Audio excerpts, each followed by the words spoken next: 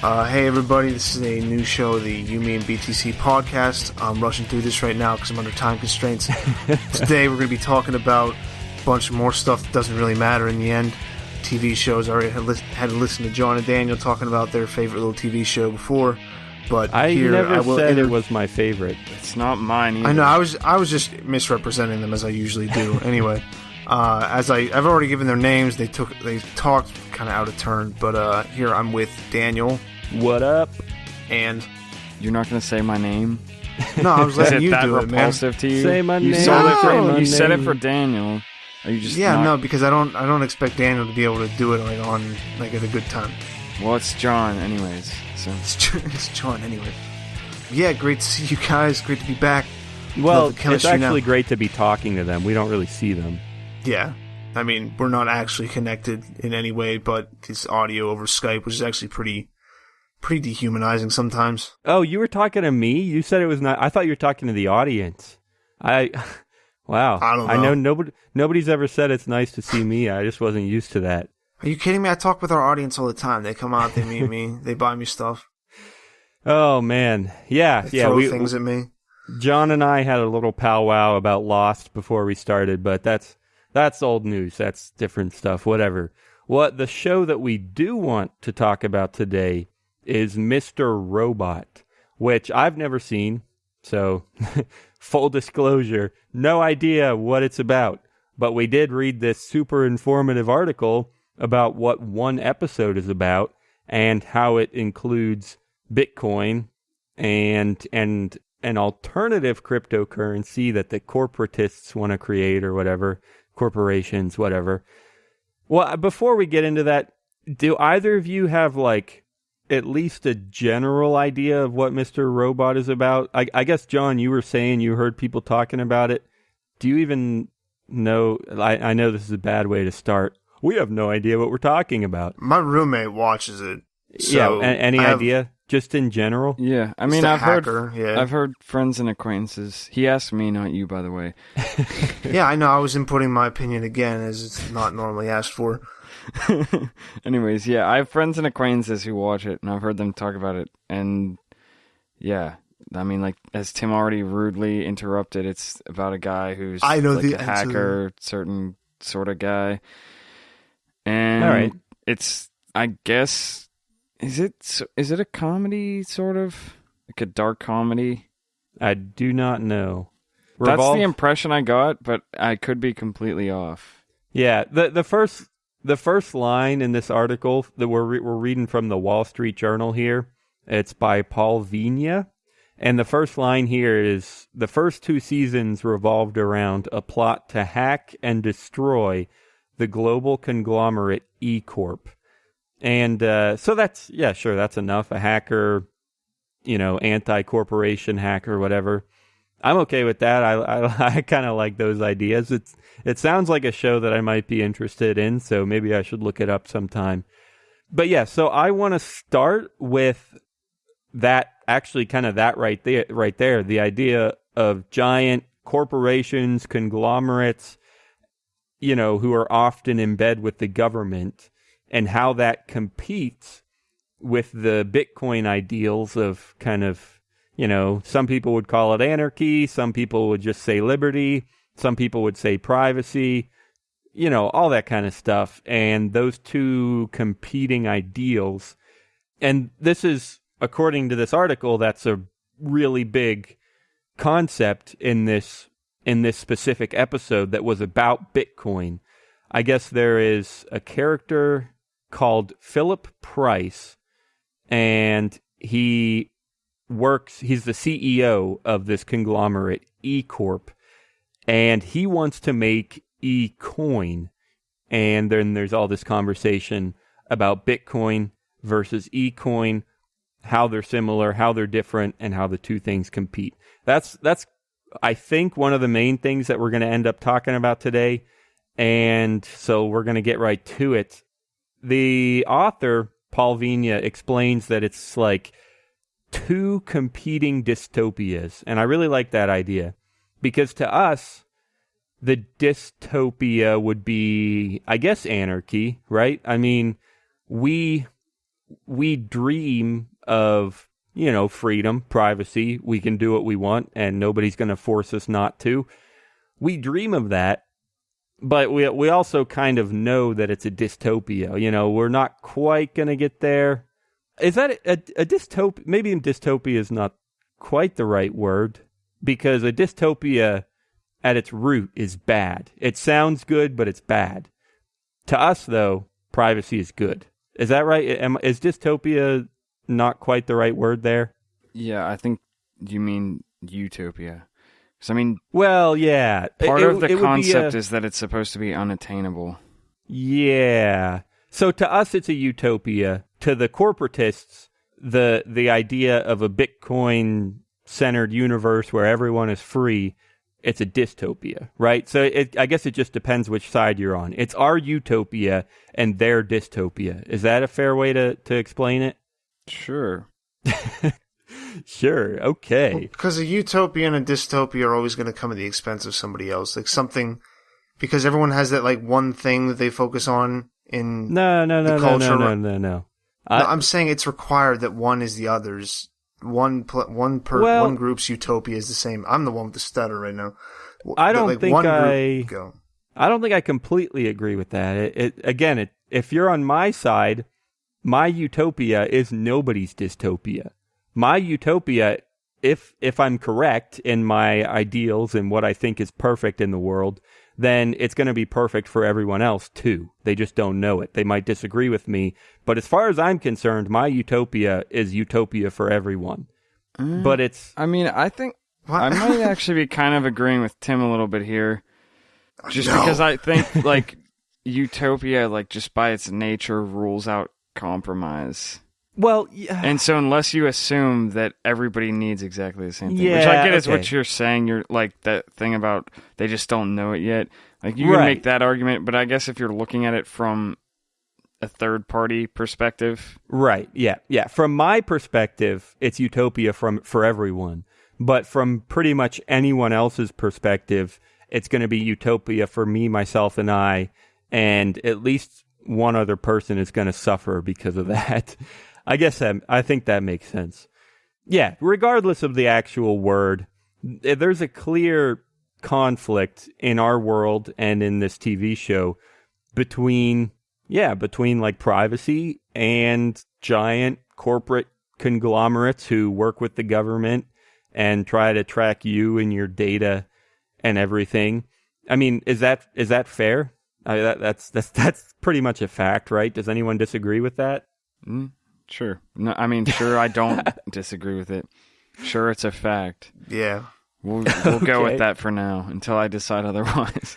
All right. Well, before I continue, I just realized that I was totally supposed to give this whole dystopian discussion to you, John. And yeah, I kind of forgot that too. But so did I miss anything? Have we outlined the dystopia well enough? What do you guys think about the conflict?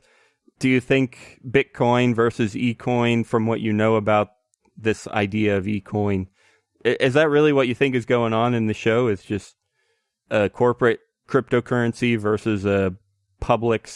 Well, it's not a private cryptocurrency, and it's not really a public cryptocurrency in the way that we often see public, which is government controlled. Yeah, but it's fascism. It's like kind of what we have. It's just a corporate makes it, but they make it for the government, and government kind of just helps certain industries. So I think that is more fascist, which is probably more what that's going for. So I think it is like, it's a public sector e-currency versus a private sector e-currency. Because he's giving, I'll stick with that it's, for all intents and purposes, it's a public one, because even though they're just like putting back doors into it, as the character in the show says, he says we'll put back doors in, we'll put side doors in, whatever, you can track it. It's almost like he's selling a product to the government. So it's a public program, but the government kind of buys it, and that's kind of what they do with other, like, roads aren't built by the government. They kind of outsource that work to other people, to regular companies. So it's still like, it's a public version of Bitcoin versus a Yeah, one that isn't already tied into the system like that. It would be like a public cryptocurrency controlled by Google. Like Google is a private company, but obviously we all know they're a giant conglomerate, and it's similar. They'll probably give whatever information from this coin to the government, and it's in a lot of ways. A lot of people say that Google and the government are more or less the same. Now, we've had plenty of discussions about that. We did episodes when Google like took down ads from antiwar.com and stuff. And we've also had plenty of discussions about privacy. And even though it's kind of true that Google would probably do whatever the government wants them or just would hand over whatever information, we generally concluded that, like, well, we know that and we don't have to use Google. And so even though it sounds terrible, like, so what? Like, it's just the way it is. And maybe that's kind of depressing or something. I don't know. I think this is more of an overreaching one because it's like he's talking about in the show as cash is going away anyway. So like physical stuff would be I don't really think it's definitely not yet, but like people say in the future, Bitcoin people, their idea of the bad future is when like, well, you use cash at the shopping mart, and then just everybody looks at you and they're like, what? What are they doing? Why aren't they using their coin? Why aren't they scanning the thing on the inside of their wrist that lets them buy things? It's the mark of the beast. We're all going to die. The Antichrist is coming back. And I think that's more what it's going towards. Like, it'd just be pretty much a replacement for cash and credit. Yeah. Not like Google's obviously a little bit further, but that's kind of already how I looked at it. And I see the commercials sometimes for this like Google Pay. I'm like, what? What? Or and I watched one, Android Pay, Samsung Pay, Apple Pay. MasterCard just made one. It was like, I was getting real confused because it might be Master Pay or something like that. I think it might be Master Pay because then the entire commercial is just a bunch of people saying, hey, I just master paid. Hey, no, don't worry, I master paid. I'm like, why is this on television? You master paid it? Yeah, that's what, don't worry, honey, I master paid it. And I was like, is this supposed to be a joke? Like, did Bitcoin people make this to make it look retarded? But, yeah. So I mean, the commercials already, like, if I see the Google ones, they kind of freak me out a little bit. Or even, like, does. iPhones or iPay. Is it called iPay? Apple Pay? Apple Pay, yeah. Apple Pay. We talked about this a little bit on the show, I think. There is room to not hate on corporations a little bit when we remember that Apple, literally the FBI wanted Apple to unlock the iPhone, and Apple refused. As much as I hate Apple, that's a pretty interesting, like, scenario right there, where most people just assume that Google and Apple and whoever else is a giant conglomerate, Visa, most people just assume that they're working with the government, and Apple did some interesting stuff with privacy, and that's kind of cool. But we already talked about that quite a bit. I think mean, Apple's always kind of been that sort of thing, like where they will just say, "No, everyone else is wrong." Think different, right? Isn't that? I'm going to take a different opinion. I'm going to say they did it, but behind everybody's backs. They did it in secret. They paid off the media. It is possible. I mean, they did it eventually. As soon as Apple turned them down, the FBI just magically figured out how to unlock it. So you never know. But did that happen? I never followed the case after. I think that is how it ended. Like Apple refused, and things kind of quieted down, and then the FBI is just like, "Oh, we unlocked it." So, but I get what you're saying though, Tim, about replacing cash. In fact, it says that right here in the article. The scheme was developed to create eCoin as the equivalent of the U.S. dollar as a way to fight Bitcoin. So maybe not the same as cash, but at least the same as the U.S. dollar, but, you know, a digital thing and a way to fight Bitcoin. And also right after that, just because we've already had some issues kind of defining this conflict of dystopias, we should probably just read right out of the article what it says. What's absolutely great about this is that it plays on not one, but two dystopian fears. Number one, the fear among corporatists and government officials that Bitcoin is going to take over the world. All right, so that's one dystopia that we were trying to explain at the beginning, where the government and the giant corporations are afraid of Bitcoin. That's definitely true. Whether dystopian is the right word or not, it is a fear. And then number 2 here, the fear among Bitcoiners that their beloved cryptocurrency will be perverted into a tool of the very institutions they sought to disintermediate in the first place. Now, we had a bit of an outline for this show that for once in our lives, and our last point was going to be, asking the question: will the government or the corporations make a predatory cryptocurrency? Or as this last sentence put it here that I just read, will cryptocurrency be perverted into a tool of the very institutions they sought to disintermediate in the first place? So yeah, it's the last point on our outline, but I want to go there right now. What do you guys think about that? They already have perverted it in a lot of ways. There's company after company and bank after bank trying to use blockchains and permissioned ledgers and whatnot. We know it's happening. What I want to know is if you think they'll succeed, or to what extent you think they'll succeed in making a centralized cryptocurrency that they control, where they can watch every single thing that you do with your money. Do you think that, the government or corporations, will they succeed? Which one do you think is more likely? How are they going to do it? Just take it away, one of you two.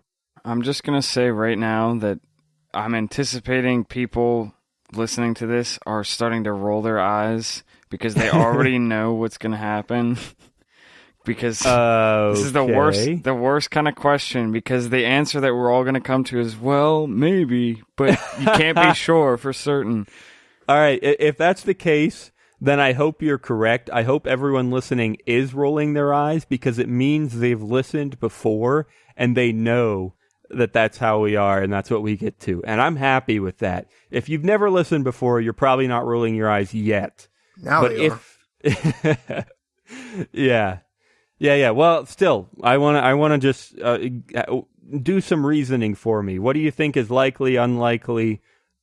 I want to know corporations versus the government. How are they going to go about it? Which one is going to do it? Where are we at here? Is it even necessary? Like, why do they need to make a cryptocurrency if they could just hook up with MasterCard and Visa and there you go? They can see. Well, that's more likely what's going to happen, because a TV show is better to have like one singular thing. It's probably just going to be an amalgamation of things. A singular thing? Yeah. Did I say singular? You said singular. Singular. Maybe I'm going to say that's what I meant. I don't think it was, but whatever. But like in a movie, or TV show, it's easier to have one bad guy or just like a few bad guys, versus if you're looking at like a real situation, it's going to be a bunch of different things, whether good or bad, that come together to make that.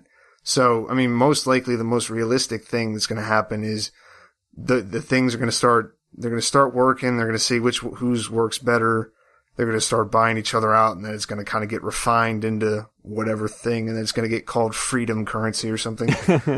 Yeah, I don't know if this is what you were asking, but going back a little bit when you said, is this even necessary? I think we may have touched on this before. I'm not sure. But I feel like we had to have talked about this.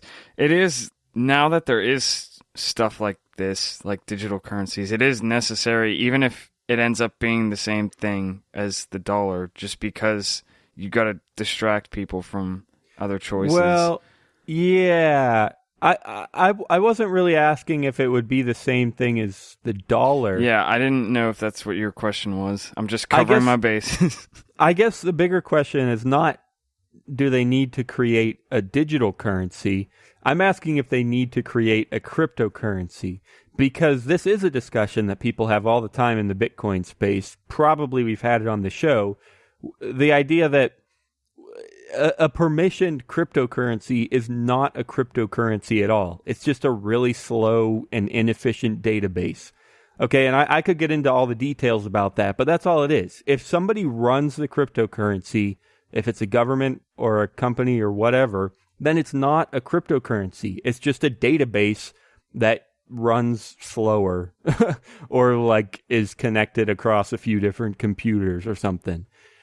So that's I guess that's what I meant. Where is this necessary? Why would they need to create a cryptocurrency per se when they already have digital currencies, when we already have credit cards, when we can already pay with our phones? Why would they need to make a decentralized, open source cryptocurrency when they can literally just talk to Samsung, Apple, MasterCard, Visa, and they can already see and control 90% of payments? There's no cryptocurrency involved. It's still the dollar. It's just digital payments. So why would they need to go with cryptocurrency? I have a theory about why they might still do it, but I want to hear from you guys first. Is that something they will do, and why? I mean, I would still kind of go with the same thing that I said before. I think it depends on how much people know about it.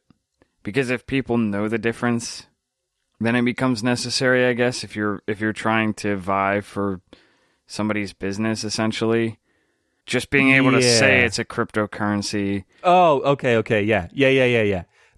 That's more or less what I was going to get at, that it's not, they're just going to do it as a con, kind of. They're going to associate it with cryptocurrency to get you hooked, and it'll sound private, it'll sound fast, it'll sound secure, and they're going to get you hooked, and it's going to sound safe, and there you go. Then you're in the system, you have this eCoin or Freedom Coin or whatever, and it's government controlled. In fact, that's even kind of a selling point for a lot of people. It's like, oh, you get all the benefits of cryptocurrency, but if something goes wrong, the government can step in and fix it. I mean, that's kind of what it sounds like, which reminds me, they actually, just within the past few days, I think, maybe the next few days, they're launching same-day ACH payments, which means finally, in the year 2016, we can finally send payment from one bank account to another bank account on the same day. Woohoo! Yay. And even then, it's still like a several-hour delay. There's like a deadline of like 1 o'clock or 2 o'clock, and then if you make a payment before that, it settles at 5 o'clock or something. Oh my gosh. Happy 2016, guys. Yeah, so anyway, where were we? What do you think, Tim? Is it necessary for them to make a cryptocurrency? Will they try to anyway? Is it really just a con? You're allowed to completely agree with me. Okay. I don't really remember what you said, so I'm probably just going to repeat what you said, but actually probably not. I'll do it in a much more refined and articulate way. Yes. I don't think the government will actually make a currency. I think they'll do like what I said before, where they'll just they'll kind of wait for someone else to figure it out, and then maybe they'll commission one of them to make it for them. I don't think it's going to be like the CIA developing it, because I don't think they have to. It's not that. That's what hard. I meant. Like, they don't need, there's nothing left to create. They just have to hook up with Apple Pay and Visa. Like, they don't have to create anything. They just have to look at the corporations. Yeah, and which that's is exactly what this whole show is about. The idea that corporations are in bed with the government. Yeah. Yeah, I think, because that's all they really need also. They don't need anything. Nothing more is built. I mean, I guess you could say that in the future we'll have more advancements that could make tracking money even easier. But you don't need to build anything anymore that's going to have all the transactions, all the loans. That's nothing under the table unless people are using some kind of weird cash that nobody accepts anymore. If it's a scam, I wouldn't say it's a scam. I just say it's like I don't think most things... It depends how you define scam. It might be opt-in. They might not force you, like even today, like you're not really forced to use dollars, but it's still a con. Like they're still getting you to use their money and then devaluing it. So it just but them depends. having that doesn't like that change to it isn't really, it's not any more of a con than it already was, is what I'm saying. Okay. Like, it doesn't change it because all they want to do is track stuff, whether that's for like nefarious purposes or more likely I imagine most people in government are kind of control freaks. Like, I just get that feeling. So I feel like it's more, well, we just need to keep track of everything, and as long as we keep track of everything, it'll be cool. So I think that's all they're really looking for. I don't think they're going to need to spend any kind of extra effort on doing that. Private companies are always very, very willing to sell a fuck ton of stuff, or at least a lot of stuff, or big projects to the government. So it's not like someone's going to be like, no, I don't want to do that. I respect this. Oh, you're going to pay me $12 billion to build a giant wall across the border? Nah, I don't want your $12 billion. I'd do that brick by brick if someone paid me. Oh, man. Are you tired of Bitcoin dice and ready for something different? Try Lucky Bit, the original falling coin game, at luckybit. It's the most exciting Bitcoin game on the web. You can bet on 5 different payout lines and win up to 999 times your bet. You can even use their faucet to get some free Bitcoin. Dice is boring. Play different at Lucky Bit. Check it out at luckybit. All right, well then here's another similar but possibly tougher question. I want to know then, okay, so we talked about, are they going to make their own so-called cryptocurrency, which may or may not actually be a legitimate cryptocurrency? And I think we kind of generally agreed that whatever they do, it's not going to be a cryptocurrency, and it's going to be just as controlling as they always are. But this might be a tougher question though. Do you think anyone out there will try to co-opt Bitcoin itself? Not cryptocurrency, but Bitcoin itself. Is there any way for them to take control of it, or obviously it would have to be social engineering. The hope now is, the whole reason we like Bitcoin is because they can't technically control it very easily, but socially they might be able to. And this was a whole discussion with the block size and the debate there and centralization, and that they even bring that up in the article here, where the idea that the block size is a problem. And that's true. We beat that to death at the beginning of this year. So do you think there's any chance or any way that they might try to co-opt Bitcoin itself to be their overarching, controlled, centralized cryptocurrency? Or are we worried about that? Yeah, I think that's always a possibility. Is it realistic? That they could just take over Bitcoin? Yeah. I think I have some answers. I feel like they could. I don't have any kind of backing as to how, but I feel like... Well, yeah, like I said, it would have to be a social thing. They do a deal with China or something like that, and they just flip it over like that. Which actually, yeah, there's a ton of stuff in here about China, which we can get to in a minute. But, like I said, in terms of how, Tim, it would have to be socially, I think, because... If we've been right these past 3 years or whatever that we've been doing this podcast, if we've been right, Bitcoin is designed not to be controlled by the government. The program doesn't really allow it. So it would have to be a social thing where they convince the community to change the code, or where they convince, they just bring a lot of mining power in or something. It would have to be something like that. So, yeah, what I think is a couple things. Number one is I think they're already doing it. Successfully, probably not. I don't think they're actually controlling Bitcoin right now. I don't think that at all. But I think like you just said, Tim, the government is huge, and they always outsource stuff. There's somebody out there who's trying to think, I wonder what we can do with this. Can we figure it out? Yeah, of course they're going to try to. Now, they might even succeed. they might increase the block size a ton, centralize the mining power in China, move into China, and they control Bitcoin. Yeah, that might happen. They might succeed. But I think ultimately the ideals of Bitcoin as we know it today, and as we have known it for the past 3 years, I think those ideals are here to stay. Because even if they did control Bitcoin itself, we can just make another one, right? That's what we've been saying from the beginning. It's open source. And if you don't like one cryptocurrency, you can use a different one. So let's go use a different cryptocurrency. End of story.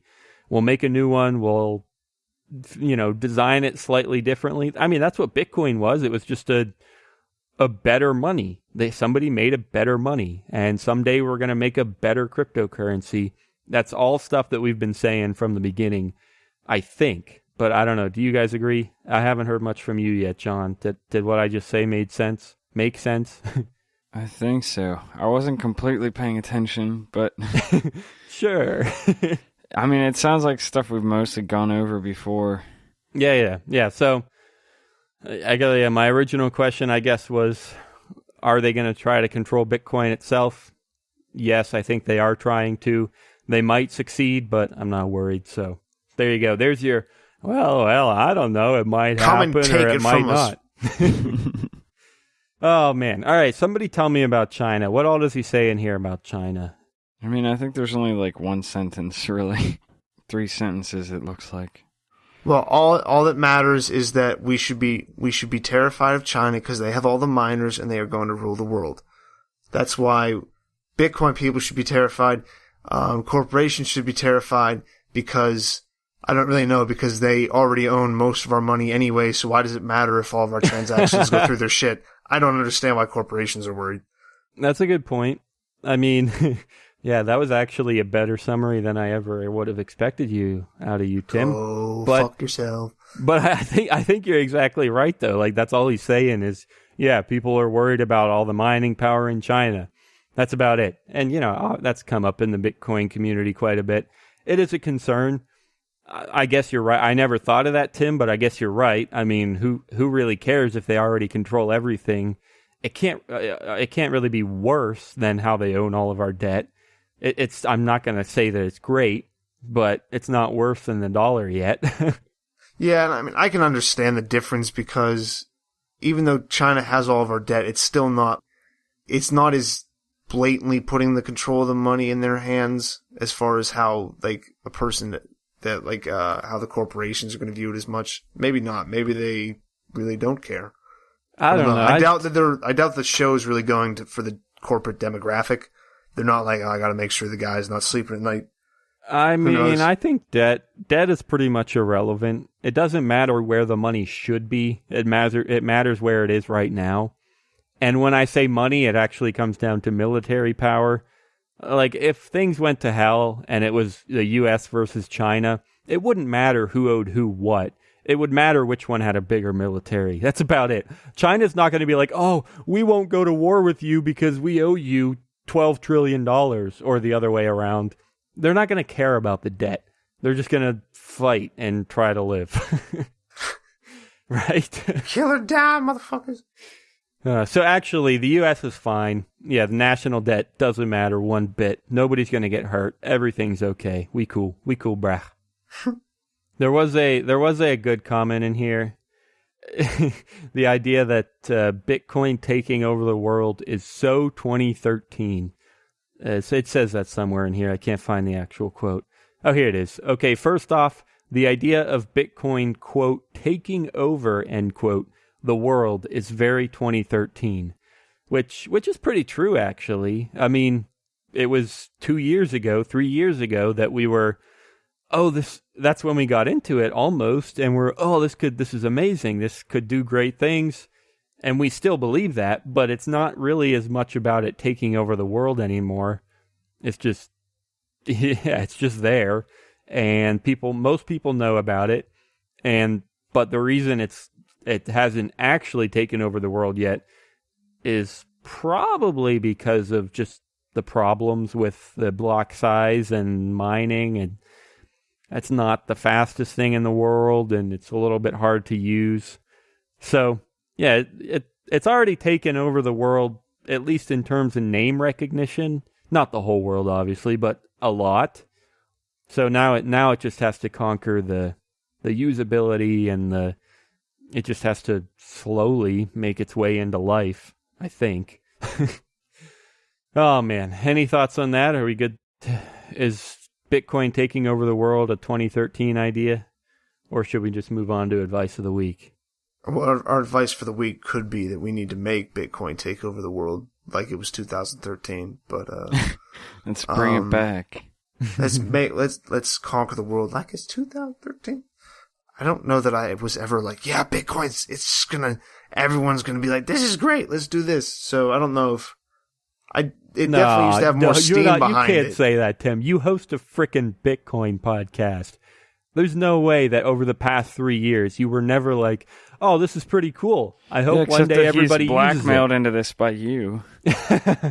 Yeah, I've kind of just, my momentum in my life has just dragged me along to places I never imagined I would be. I kind of agree with that sentiment. No, I've been excited about it. I've been more excited about it than I am now, but it's not moving as much. It doesn't seem as excited, and the media hasn't like dragged. At most, that was what made me think that there was like a little bit of something happening, because the media was like freaking out, and every other 2 days it was talking about how the death of Bitcoin was every other 2 days. So, like, if part of me wants to think, if the media's talking about it in a bad way, that means it's good. But if it was actually really something that was going to happen, they probably wouldn't have been reporting on it. So, I don't know. I know other people were a lot more excited. There was a lot, like I said, more like adoption that's kind of slowed down. You're not sure which path your cynicism about media should take. Yeah, I don't like. Whether it means I don't know what to do. Something they talk about is good, or whether it means that it just won't happen at all. You just trotting this out. Your cynicism is just not sure. Yeah, that's actually a good point. Yeah, if the media, all right, let me try to clarify this in my own head. If the media is talking a ton about something, if they're talking about how terrible something is, do we say that thing is terrible because the media is talking about it, or do we say that thing will take over the world because the media says it's bad, so it must be good? I don't know, something like that. I'm still not grasping every bit of that, but who cares? All right. Well, I'll take that as your advice, Tim. Let's bring back the Bitcoin taking over the world. Or I guess Tim never had that idea, so let's make it happen in Tim's head, where we try to get Bitcoin taking over the world. We need to convince Tim first. Yeah. That's my job, and your job, Tim, is to convince Tim. And then if he thinks it's good, oh man, I don't know if that means it's good because Tim thinks it's good, or if it's bad. That might be the funniest thing you've ever said on the podcast. I don't understand. Oh man! All right, you got any advice ready, John, or or am I up?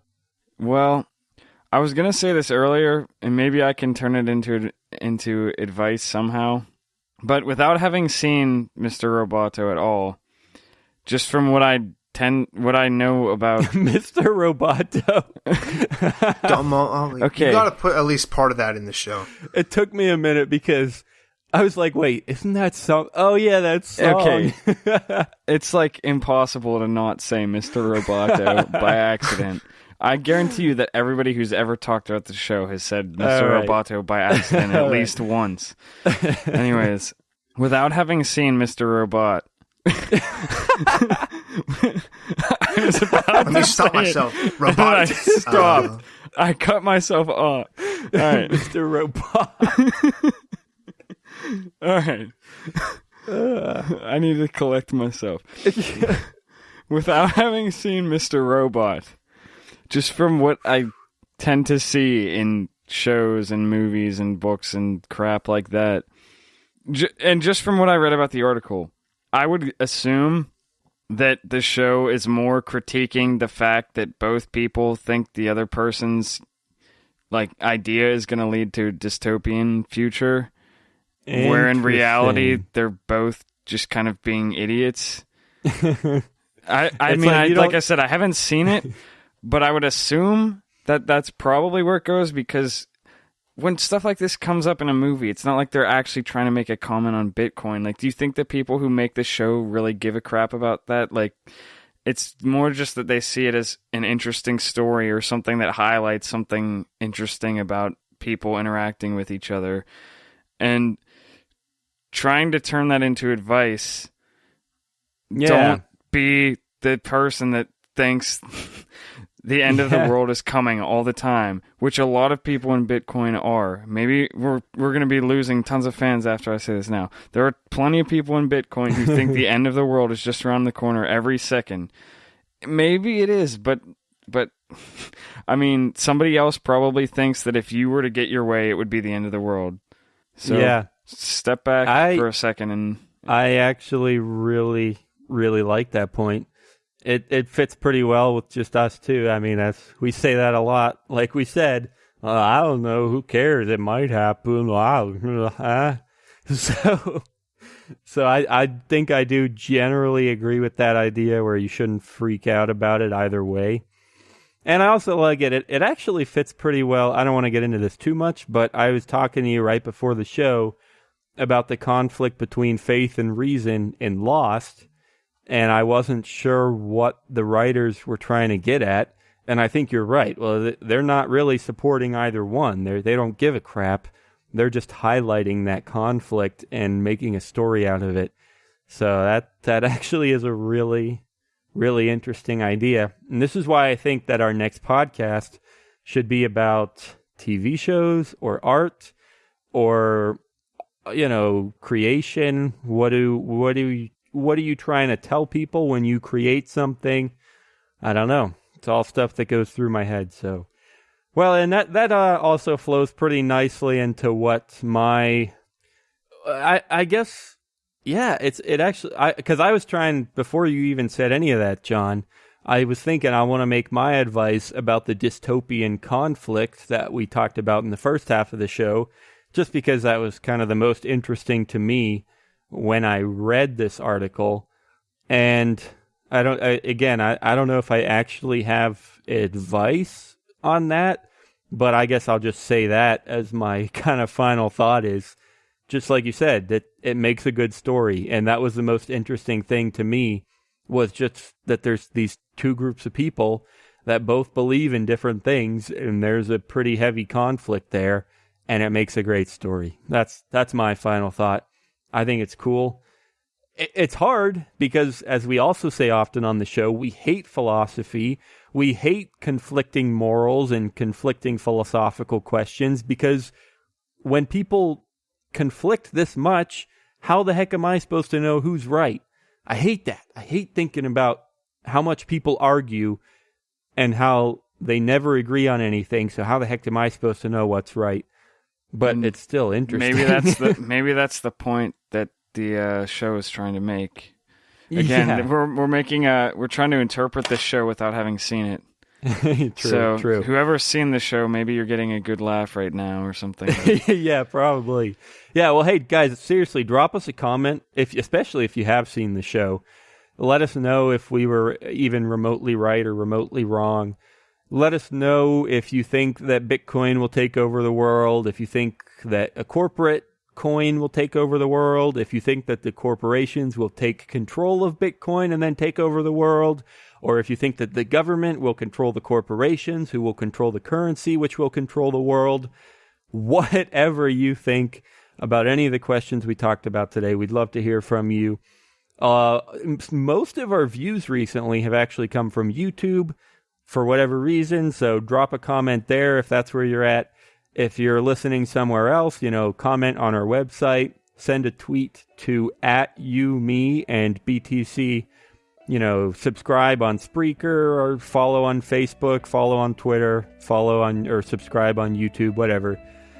You seriously are the best audience I've ever talked to, so thanks for being talked to today. And come back next Thursday for more You, Me, and BTC. Anything else, guys, before we close? Domo arigato, Mr. Roboto. All right, peace, guys. All the music in today's show, except for Tim's striking rendition of Queen. Everything. It sticks. See, there you go. That's how much I know. That's why I didn't call it Mr. Roboto, because I'm not like that. I'm just a poor boy. Anyway, all the music was from John Stuart. Next Thursday, guys. We'll see you. Peace.